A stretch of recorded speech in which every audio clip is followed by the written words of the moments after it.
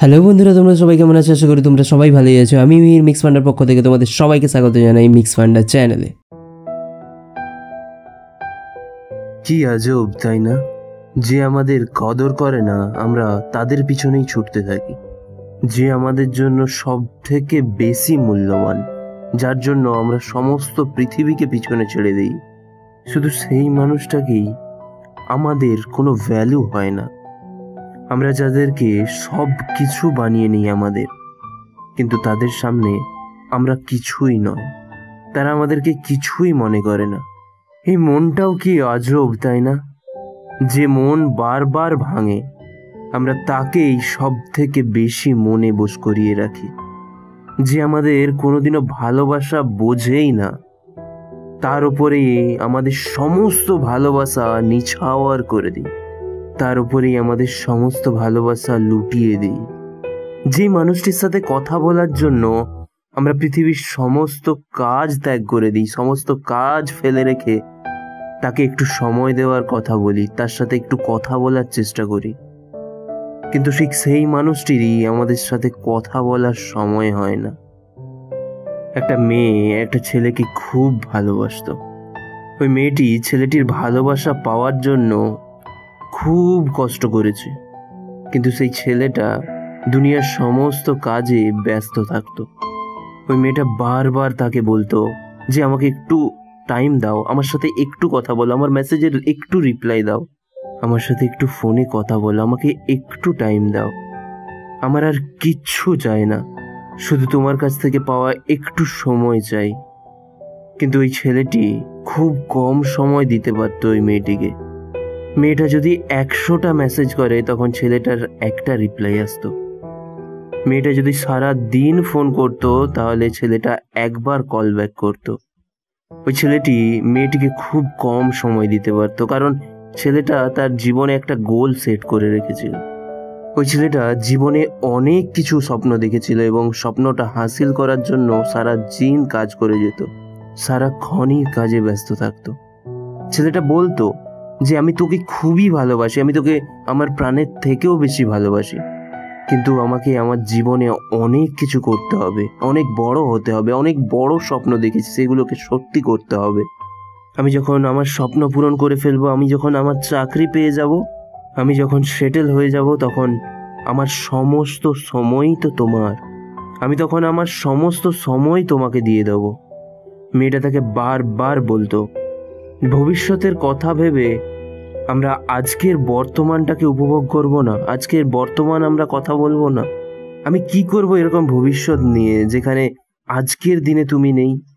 এগুলো নিয়ে ছেলে মেয়ের মধ্যে অনেক গন্ডগোল, কথা কাটাকাটি চলতো। মেয়েটা খুব দুঃখী হয়ে গেছিল, খুব মনে মনে কষ্ট পাচ্ছিল।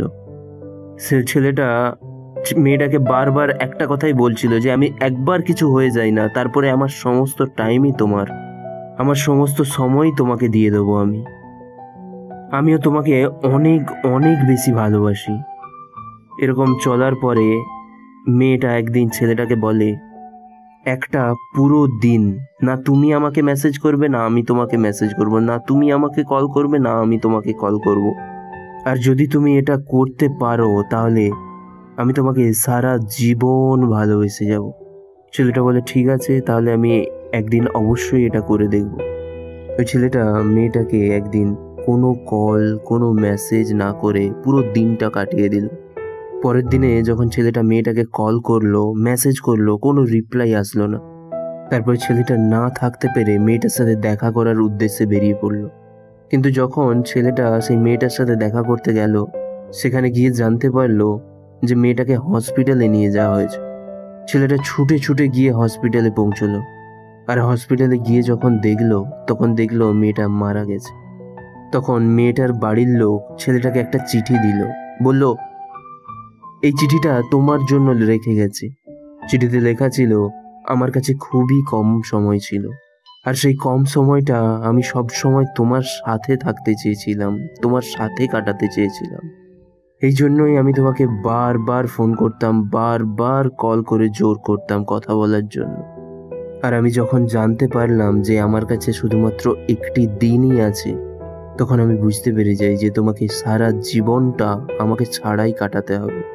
আর তোমাকে অনেক অনেক শুভেচ্ছা, তুমি আমার বিনাই একটা দিন কাটিয়ে নিলে, এবং এবার পুরো সারা জীবনটা তুমি আমাকে ছাড়াই কাটিয়ে নিতে পারবে। তোমাকে অসংখ্য অভিনন্দন, তুমি এই শর্তটা জিতে গেলে। হ্যাঁ, এটা সত্যি কথা, আমি এই দুনিয়াতে নেই, কিন্তু আমি তোমাকে সারা জীবনটা ভালোবেসে যাব। ওই ছেলেটা, ওই মেয়েটা চিঠিটা পড়ে অনেক কান্নাকাটি করলো। ছেলেটা মনে মনেই বারবার নিজেকে কষ্ট দিতে লাগলো, মনে মনে বারবার এটাই ভাবতে লাগলো যে কি করব আমি এইরকম সাকসেসের, যেখানে আমার ভালোবাসাই আমার সাথে রইল না। কি করব এরকম আমার চাকরি, কি করব এরকম আমার স্বপ্ন, যেখানে আমার ভালোবাসাই আমার কাছে নেই। মনে মনে নিজেকে অনেক বোঝাতে লাগলো, অনেক বকতে লাগলো, অনেক দোষ দিতে লাগলো যে আমি কেন মেয়েটাকে বুঝলাম না, কেন আমি ওর কথা শুনলাম না, কেন আমি ওর কথা শোনার চেষ্টা করলাম না। যদি আমি বুঝতে পারতাম, যদি আমি জানতে পারতাম, পৃথিবীতে ভালোবাসার থেকে আর কিছুই বড় নেই। হ্যাঁ, মানলাম স্বপ্নের একটা আলাদা জায়গা আছে, কেরিয়ারেরও একটা জায়গা আছে। শুধু সেই চাকরিটার জন্য, সেই স্বপ্নটার জন্য আমাদের নিজেদের মানুষই যদি পিছনে হারিয়ে যায়, তাহলে কি লাভ এরকম সাকসেসের, কি লাভ এইরকম স্বপ্নের? যেখানে আমার ভালোবাসা আমার সাথে নেই, আমার স্বপ্ন আমার সাথে নেই, সেখানে কি করব আমি এরকম চাকরির? দুনিয়ার পিছনে ছুটতে ছুটতে তো তোমার পিছনে অনেক লোক ছুটতে লেগে যাবে, অনেক ভিড় জমা হয়ে যাবে, কিন্তু সেই মনটা কোথা থেকে নিয়ে আসবে, যেই মনটা শুধুমাত্র তোমার জন্যই ধড়কতো, তোমার আশাতেই ব্যাকুল হয়ে থাকতো, তোমার স্বপ্নেই বিভোর হয়ে থাকতো, তোমার আশায় আশ্রিত হয়ে থাকতো? সেই মানুষটিকে কোথা থেকে নিয়ে আসবে যে শুধুমাত্র মন থেকে, প্রাণ থেকে তোমাকেই নিজের করে ভেবেছিল? আমি দুনিয়ায় অনেক লোক এরকম দেখেছি যে সারা দিন ব্যস্ত থাকে, সারা দিন কাজ করে যায়, কিন্তু দিনের শেষে নিজেকে একাকিত্ব অনুভব করে, নিজেকে খুব একলা মনে করে। আর এরকমও দেখেছি যে তার কাছে শুধুমাত্র একজনই আছে, যাকে সে মন থেকে, প্রাণ থেকে দুজনে দুজনকে ভালোবাসে।